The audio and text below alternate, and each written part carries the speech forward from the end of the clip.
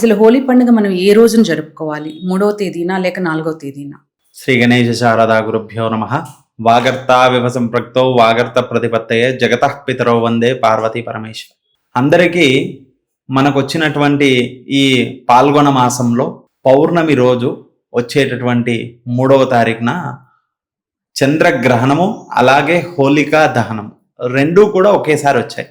మరి ఆ రోజు ఎలా చేసుకోవాలి, దాన్ని గ్రహణాన్ని ఎలా పాటించాలి, అలాగే హోలికా దహనము ఏ సమయంలో చేసుకోవాలని చాలా మంది అడుగుతా ఉన్నారమ్మా. మరి దానికి ముఖ్య కారణం ఏమిటంటే, మనకు చంద్రగ్రహణం అనేది ఏదైతే ఉందో ఆ రోజు మనకు ప్రతి సంవత్సరంలో కూడా మనకు 2 లేదా 4 గ్రహణాలు వస్తూ ఉంటాయి. మనకు ఆ గ్రహణాల రావడము అనేది ఒక వంతు అయితే, అలాగే పండగ రోజు రావడం అనేది ఇంకో విశేషం. అయితే దీనివల్ల మంచి చెడులను పక్కకు పెడితే ఏ రోజు చేసుకోవాలనేది చాలా మందికి సందేహం. కాబట్టి చంద్రగ్రహణం అనేది ఏదైతే ఉందో మనకు 3వ తారీఖు మార్చి 3వ తారీఖు పాల్గొన మాసంలో విశ్వావసునామ సంవత్సరము పాల్గొన మాసంలో పౌర్ణమి నాడవుతుంది.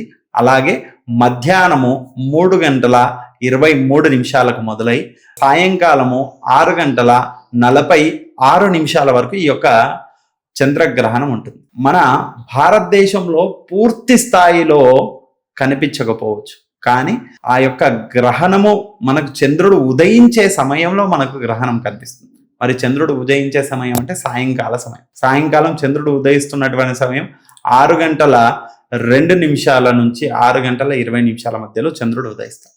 అప్పటి నుంచి మొదలుకొని 6:46 వరకు మనకు చంద్రగ్రహణం సంపూర్ణంగా కాకుండా పాక్షికంగా మనకు కనిపిస్తుంది. మరి దానికోసమే దీన్ని చంద్రగ్రహణ సమయంలో కాకుండా మనకు ముందుగా పౌర్ణమి తిథి మనకు వచ్చేసి అంతకంటే ముందు రోజు మొదలవుతుంది.